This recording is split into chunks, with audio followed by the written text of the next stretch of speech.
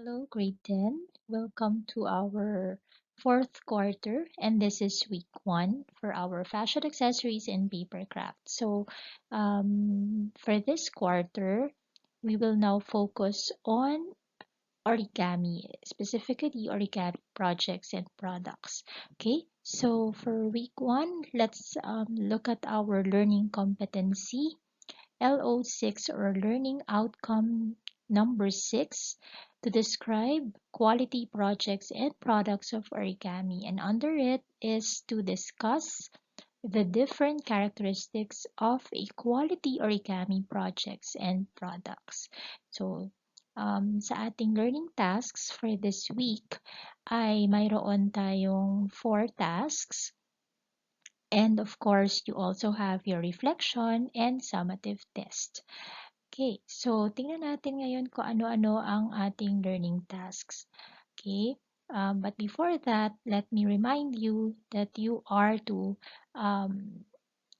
not answer on the answer sheet, but copy or write your answers on a sheet of paper that is properly labeled, and you can submit them on the day that you finish them. I'll be opening the Google Classroom for you to send in your outputs. Pero para naman sa atin na sa Open High School, wala tayong Google Classroom. So you are encouraged to use the Messenger para mag-submit. So, mas maganda na tuwing matatapos nyo yung isang week, mag-submit na agad kayo. So, wag nyo nang hintayin na dumating pa yung week 4 before you submit everything. Alright? Or, pwede rin naman na hintayin natin ang retrieval of outputs sa school. But make sure, for backup, ay kunan nyo ng litrato. Take a picture of every output that you are going to do. Alright, so let's go to the learning tasks. So basically, if you are holding your copy of the activity sheet for TLE, ganito yung makikita nyo. It has, on the first phase, ay makikita nyo ang pages 1 and 2. At sa susunod naman, ayan, tingnan natin mabuti kung ano ang page 1. So, ganito ang nilalaman ng page 1. It has the introduction. Okay, so ito yon yung introduction. Meron din tayong development. Pagdating naman sa page 2, you will now see the learning task number 2. Learning task number 2 is a written work. Okay, so mamaya discuss natin how to go about it. And then we have the third part of the lesson, which is the engagement, kung saan makikita nyo rin yung learning task number 3. Now on the next set of page, you will find pages 3 and 4. Tingnan natin mabuti kung ano ang nasa page 3. Sa page 3, nandito yung continuation ng ating learning task number 3. So, make sure na tingnan niyo mabuti kung mayroon kasunod yung instructions sa bawat learning task. So, dito sa page 3 ay makikita nyo naman na ang assimilation, wherein you will find learning task number 4, which is to answer or do a crossword puzzle. And also, you will find the reflection. Sa reflections, medyo iba ng iba sa nakagawian natin na pagsasagot na I understand that, tsaka yung I realize that, diba? So, ngayon, medyo mas specific ang inyong pagsagot. Okay, so we'll go into that in a little while. And the last page is the continuation of the reflection with number 2. And of course, cited din dito ang references kung saan kinuha or hinango ang activity sheets or the activities. And of course, this is the summative test, which is the last activity for you. You are um, required to answer 15 points po yan, part of the written work as well. So, tingnan natin ngayon ang bawat isa. When you go to the introduction, you will find there learning task 1, which is word hunt. So, ang directions, complete the statement below by searching for the appropriate word or words in the puzzle. So, ito yung ating word hunt um, table. And meron kayong hahanapin na 1, 2, 3, 4, 5. Actually, yung 3 and 4 ay um, magkasama sila, but they are two separate words, but counted as one each. No? So, kaya 5. 5 points ito. But anyway, this is to just to check your knowledge or idea about the lesson. So, tingnan natin. This is the statement, blank, blank project or blank results in greater blank blank when blank are met. Okay, so titingnan natin ngayon, hahanapin natin kung ano yung mga salitang pwede nating mailapat sa mga sa blanks. Okay, now kung mahihirapan kayo, you can do it this way. Maghanap muna kayo dito sa box, okay, sa word hunt ng mga words, no, ng words that you think are connected to the topic na quality projects or characteristics of quality origami projects or products.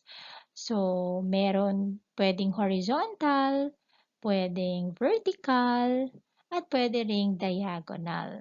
Okay, so when we say horizontal, ganyan. Okay, so hindi siya straight, pero horizontal is from left to right. Pag sinabi namang vertical, from top to bottom. Yan, patayo. At horizontal, diagonal naman is syempre, yan, parang pa-slide. Okay? So, 5 words lamang yan. And if you find the 5 words, ay i-match na niya kung saan siya nararapat. Okay? So, medyo challenging agad ang ating introduction. Alright, now once you're done with that, ay of course, ito na ang ating pag-aaralan. Okay, so on the development part, ay babasahin ninyo ito ng mabuti and once you're done, you may proceed to the engagement part. So basahin lang natin ng saglit. Quality project or product refers to customer satisfaction. It simply means that we deal with the standards of customers where they have the buying power. We need to understand also that as craft makers, we have our control in producing quality paper craft products. So, ibig sabihin daw na ang pag dekalidad ang iyong produkto ay ito ay nangangahulugan na mayroong satisfaction sa customer. Ibig sabihin, matutuwa ang customer. Maaaring bilhin niya ito. 'Di ba? So, ang batayan natin ay yung kung ano ang gusto ng ating customer or yung clients natin. Kasi sila yung bibili. No? So, kailangan tayo, kung tayo yung tagagawa, we are called craft makers, kung tayo yung gagawa ng produkto, ay kailangan meron tayong control sa ating sa quality ng ating paper craft product, specifically yung origami. So, ano ba dapat ang maging characteristic ng isang dekalidad na origami product? So, number 1, sabi dito, the paper is properly folded and creased. Ayan. So, ibig sabihin, yung folds niya ay sharp and even, no? Hindi yung parang alanganin yung fold. Kung talagang kailangang may fold, kailangang may crease, talagang na-press mo mabuti siya. Okay? And the type of paper should also be considered. Ano ba ang klase ng papel na kailangan sa origami product para ito ay um, um, ma-fold mo o matiklop mo ng maayos?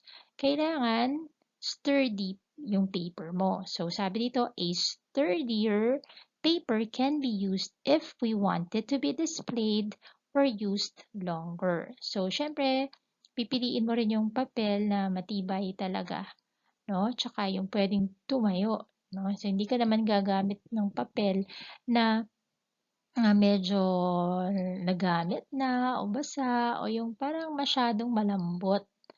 Okay? So, when you say malambot, yung parang hindi mo maitayo. Okay? Yung papel. Okay, number 2, symmetry is important in making an origami product. Ano ba yung symmetry? So, titingnan natin ang ibig sabihin ng symmetry.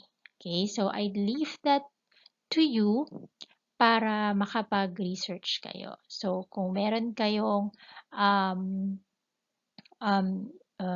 data or internet, or kung meron kayong dictionary app, no, kung sinong meron dictionary sa bahay niyo, libro, mas maganda tingnan niyo po ang ibig sabihin ng symmetry or balikan ninyo ang inyong MAPE lesson. Okay, about art. Okay, so but this explanation will give you an idea on what symmetry is about. Balance, proportion in terms of size, forms, and color. So, ayan. Okay, so medyo pinapaliwanag dito kung ano ang ibig sabihin ng symmetry. There also must be an application of elements of arts and principles of design. Okay, so hindi lang basta may symmetry, kailangan din ay nasusundan mo o nai-apply mo yung elements of art and design, principles of design. Naalala nyo to, 'di ba? Sa lesson natin nung nakaraan. 'Di ba? Even sa fashion accessories lang, nung gumagawa tayo ng fashion jewelries, kailangan na i-apply natin ang elements of arts and principles of design.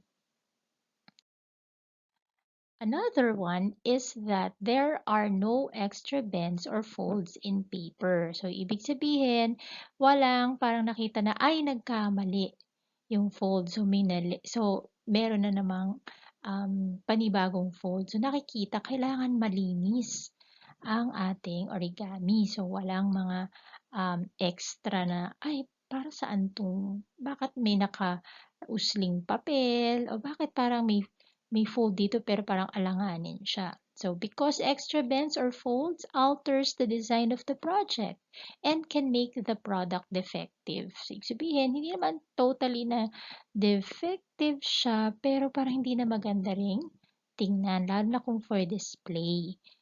Okay? So, the paper must be cut properly kung kailangang gupitin and evenly to avoid extra folds. So, para maiwasan ang extra bends or folds, number 4, instructions in folding must be properly followed. So, dapat doon sa quality origami project, makikita mo kung sumunod talaga sa instructions ng pag-fold. So that means you have implied or applied techniques and methods in achieving authentic, quality, and marketable product. Okay, so ayan ang ating lesson on characteristics of quality origami products. So pagdating dyan, basing your answers on the lesson, yan, I'm sure masasagutan ninyo ang learning task number 2. And there are 4, but actually, number 2 and number 3 ay pareho lang. So, kung nasagutan nyo yung number 2, pwede nyo nang hindi sagutan yung number 3. Yan, okay, bonus na yan ha. So, ganun pa rin, it's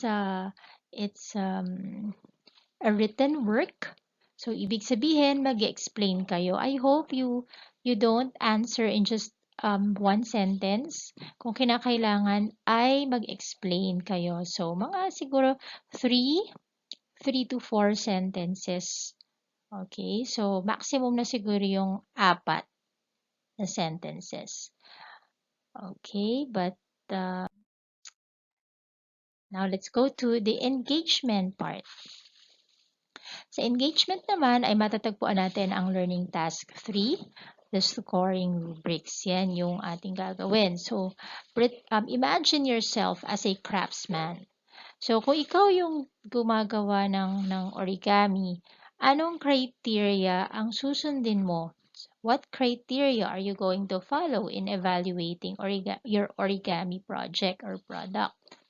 Formulate a criteria or formulate criteria for in evaluating your product based on the characteristics of a quality origami product or project. So, balikan natin yung lesson kanina, yung ating pinag-aralan na binasa.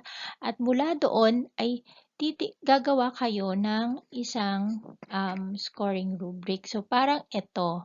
Kung nakikita niyo to, parang ganyan ang gagawin nyo. Alright?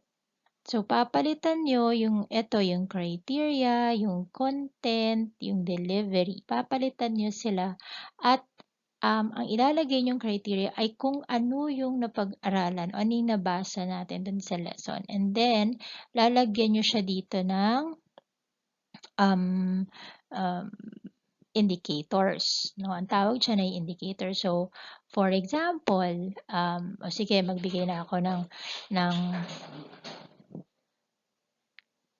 isa sa inyo. Okay, balikan natin dun sa kanina, 'di ba? Meron doon yung tungkol sa papel. Example lang 'to ha. So, for example, lalagay nyo dito yung paper. Okay, so yung paper, so for example, sa excellent, sturdy paper was used. Pag sa good, ang pwedeng isulat nyo, less sturdy, but can still be folded. Okay? Pero dito naman sa 1 point lang sa needs improvement, the paper is not sturdy. Or lagyan natin ng opposite. Ano bang opposite ng sturdy? Okay, pwedeng the paper is soft. Okay, not sturdy enough. Yan. Tapos sunod-sunod pa yan. Alright? Siguro pwede kayong gumawa ng 4 na criteria. 3 to 4 criteria. Okay? So, if there are other questions na sa tingin nyo ay by the way, aside from asking me in private message sa messenger, ay pwedeng Tagalog kung hindi nyo ma-explain ng maayos. But I encourage you also to write, formulate the criteria in English. Okay, not necessarily na talagang ganito kung ano nakikita nyo. Pero pwede rin na maiksi lamang. Hindi kailangang sentence type, pwedeng phrase. Okay? So, hindi, basta tingin nyo ayun yung kinakailangan doon sa directions. Okay? So, gawin na rin natin na 3, 2, 1 ang ating indicator like the one that you are seeing here in the rubrics performance. So, if you're able to do the scoring rubrics task, ako naman ay magbabase ng inyong work according to this rubric. So, ito natin. So, for example, you were able to formulate 3. Okay? So, ayan na pala. 3 lang na criteria ang hahanapin natin. So, if you're able to formulate 3, so, meron na kayong at magaganda, no? Akma naman. So, hindi lang basta nakapaggawa kayo ng 3 criteria, but 3 appropriate criteria ang inyong nagawa. You'll get automatic 3 points. Okay? Kung 2 lang ang nagawa nyo na appropriate, you'll get 2 points. Okay, and 1 point kung isa lang ang inyong nagawa. So make sure that they are appropriate pa. Kung hindi appropriate, kahit tatlo siya, pwedeng nandito lang siya or nandito. Okay? At sa content naman, so syempre titingnan natin yung appropriateness. So dito rin yan magpa-follow. Dito ko yan i-base. Okay? And the delivery of the content, dito is the organization of your work. So tingnan natin kung yung bang criteria nyo ay from the most important, nakarank, most important to the least important. Pero lahat naman sila important. Okay? So that's for the learning task 3. And the last is the crossword puzzle, which is learning task number 4. So read the clues or reader statements below. Ito, across and put the answers in the puzzle. So dito sa papel nyo, kopyahin nyo na lang tong puzzle na to. Or kung hindi man, pwedeng just answer 1, 2, 3, 4, 5. Pag ano na lang, if you cannot draw the puzzle. Okay, pwede naman yon. So, number 1, good characteristic of paper in making origami. Ano ba yung good characteristics of paper sa origami? So, nandito yan sa 1. So, it has 1, 2, palitan natin yan. 1, 2, 3, 4, 5, 6. So, 6 letters for number 1 across. Okay?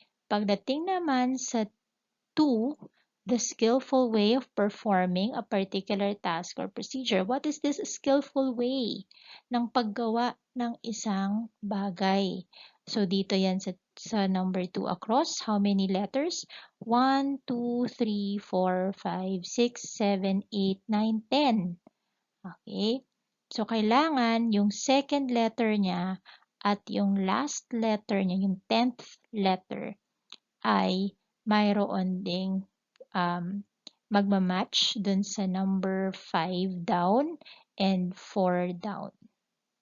Okay? Number 3, it is the art of paper folding. So, this is number 3. 1, 2, 3, 4, 5, 6, 7, 7 letters. For number 4, pababa naman, the visual quality of having two parts that match exactly. So, kung sabihin, may balance. Kung ano dito sa right, ganun din sa left. Okay, so kanina natanong ko yan sa inyo. Okay, so that's 4. So, kung anong ang letter na nag-umpisa sa number 1, ganun din dapat sa number 4 ang sagot. And how many letters? 1, 2, 3, 4, 5, 6, 7, 8. At kailangan yung kanyang 1, 2, 3, 4, 5, yung fifth letter niya, ay yun din yung second letter ng number 2 at second letter ng number 3. And last, number 5, a line or mark made on the paper by folding or by pressing it. What is that line na kapag finold mo, ano yung nakikreate niya? So, dito yan magsisimula. Dito yan nyo isusulat. How many letters? 1, 2, 3, 4, 5, 6. Of which the fifth letter is the last letter of number 2 across. Yan. Okay, so enjoyin nyo yung pagsasagot nitong crossword puzzle. Okay, now we're done with that. Time to reflect on the lesson. Number 1, is it important to consider the quality of our origami project or product? Why? No? Bakit siya importante? So, kung sagot niyo yes, explain nyo. Number 2, as a beginner in origami making, how can you achieve a good quality origami product?